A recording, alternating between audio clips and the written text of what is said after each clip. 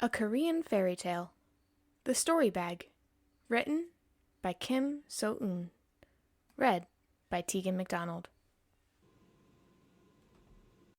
Once there lived a very rich family. They had only one child, a boy, who loved to have stories told to him. Whenever he met a new person, he would say, "Tell me another different story." And each time he would store away the story he heard in a small bag he carried at his belt. So many stories did he hear that soon the bag was packed tight and he had to push hard to get each new story in. The boy eventually grew into a handsome young man. The time came for him to take a wife. A bride was chosen for him, and the whole house was preparing to greet the young master's new wife. Everything was an uproar.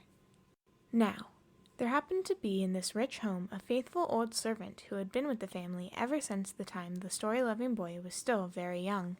As the household was preparing for the young master's wedding, this servant was tending a fire on the kitchen hearth.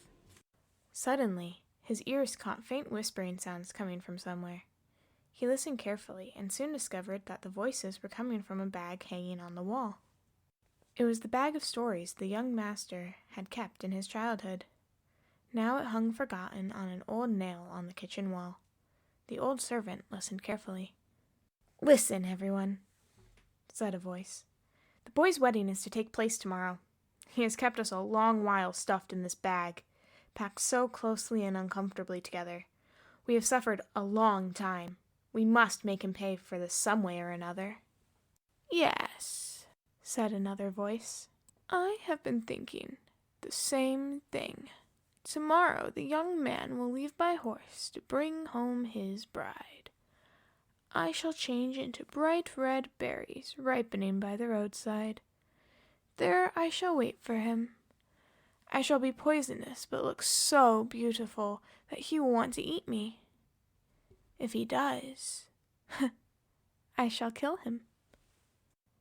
"And if he doesn't die after eating the berries," piped up a third voice, "I shall become a clear, bubbling spring by the roadside. I shall have a beautiful gourd dipper floating in me. When he sees me, he will feel thirsty and drink me.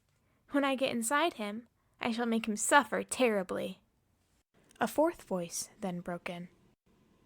"If you fail, then I shall become an iron skewer heated red hot, and I shall hide in the bag of chaff that will be placed by his horse for him to dismount on when he reaches the bride's home. And when he steps on me, I shall burn his feet badly." Because, you see, according to the custom of the land in those days, a bag of chaff was always placed by the bridegroom's horse so that he would not have to step directly on the ground. Then a fifth voice whispered, "If that fails too, I shall become those poisonous string snakes, thin as threads. Then I shall hide in the bridal chamber. When the bride and bridegroom have gone to sleep, I shall come out and bite them." The servant was filled with alarm by what he heard. "This is terrible," he told himself.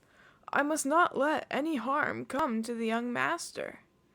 When he leaves the house tomorrow, I must take the bridle and lead his horse myself." Early next morning, the final preparations were completed, and the wedding procession was ready to set forth. The groom, dressed in his best, came out of the house and mounted his horse. Suddenly, the faithful servant came running out and grabbed his horse's bridle. He then asked to be allowed to lead the horse. "But I must lead the horse today," the servant said. "I don't care what happens, but I insist that I take the bridle." He refused to listen to anyone, and finally the master, surprised at the old man's obstinacy, allowed him to lead the horse to the bride's home. As the procession wound along its way, the bridegroom came to an open field. There by the roadside many bright berries were growing. They looked temptingly delicious. "Wait!" the bridegroom called out. "Stop the horse and pick me some of those big juicy berries." However, the servant would not stop. In fact, he purposely made the horse hurry on, and said, "Oh, those berries? You can find them anywhere. Just be a little patient. I shall pick some for you later." And he gave the horse a good crack of the whip. After a while they came to a bubbling spring. Its clear water seemed cool and tempting. There was even a small gourd dipper floating on the water, as if to invite the passer-by to have a drink. "Bring me some of that water," the bridegroom said to the servant. "I have been thirsty for some time." But again the servant prodded the horse and hurried by. "Once we get into the shade of those trees, your thirst will soon disappear," he said, and he gave the horse another crack of the whip, a blow much harder than the first one. The bridegroom grumbled and mumbled from atop his horse. He was in a very bad mood, but the servant took no notice. He only made the horse go faster. Soon they reached the bride's home. There, already gathered in the yard, was a large crowd of people. The servant led the horse into the compound and stopped it beside the waiting bag of chaff.